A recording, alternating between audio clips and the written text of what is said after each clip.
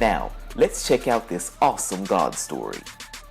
Well, I want to start off by saying that God has blessed me so much that I have so many testimonies, but the one I want to talk to you about today is one of healing.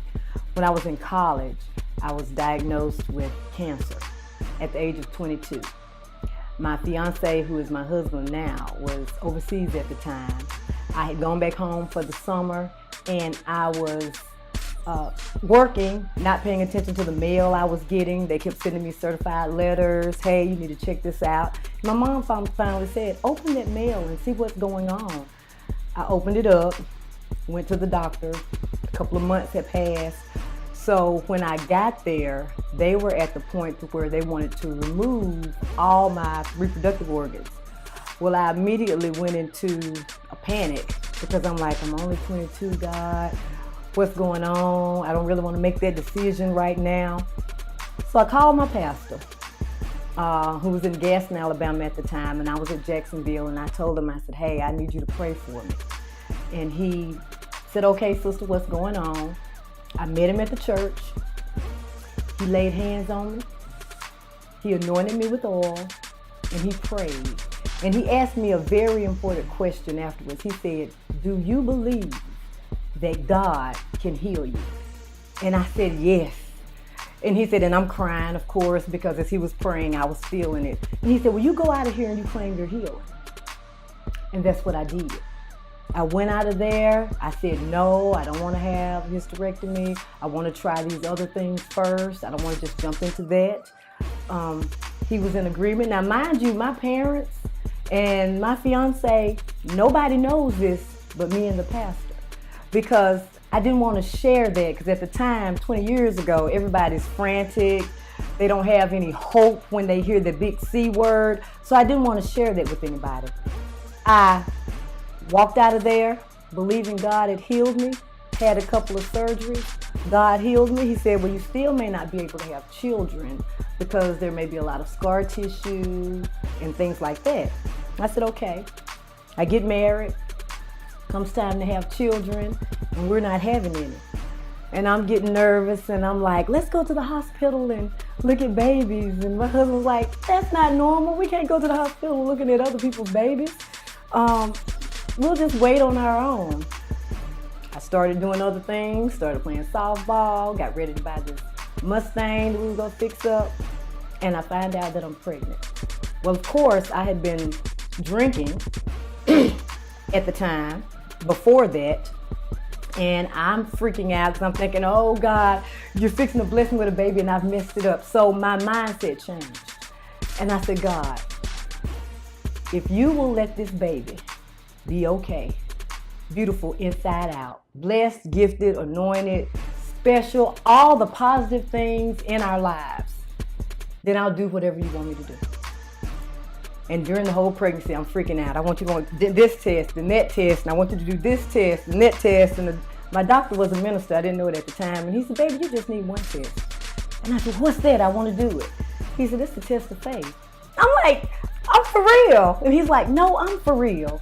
You just need the test of faith. So we go on, and we have Noelle. And I'm on the table freaking out. How many fingers and toes does she have? And is everything okay? And my husband's like, well, she looks like me. And I'm like, well, she can't look like you because you're a grown man. And I'm just freaking out. So I'm thankful that God blessed me, not with one child, because after that one, they really started coming, not 2 years apart. Seth and Micah came along.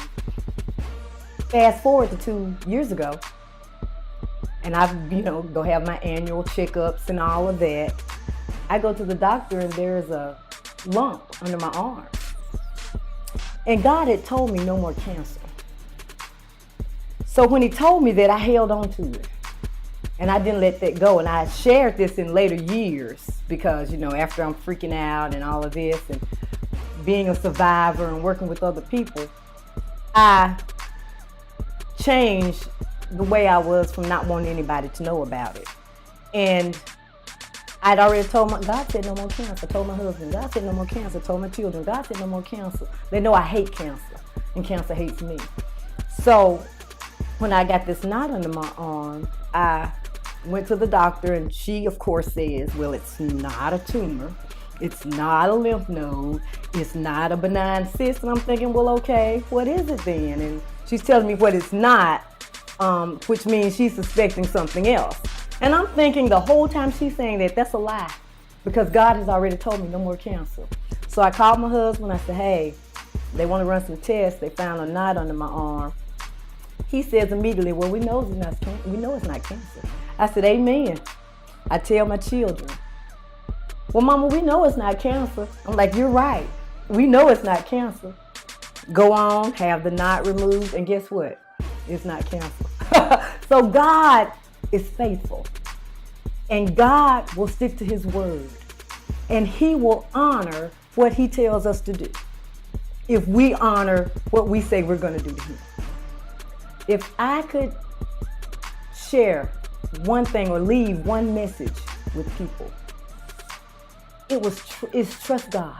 Believe what he tells you and put him in remembrance, because every time something would come back negative, every time somebody would say, well, we think it's this or we think it's that, or you may have this going on, I'm saying what God said, no more cancer. What it's not going to be. I'm declaring and speaking health. I'm healthy. I'm holistically healthy. I'm wise. I eat healthy. I live healthy. So trust God. Don't be moved by the doctor's reports. Don't be moved by what other people are saying, because that's just man. God has the final word. For more information about New Community Life, please visit us at www.newcommunitylife.org or on our Facebook, Instagram, or Twitter.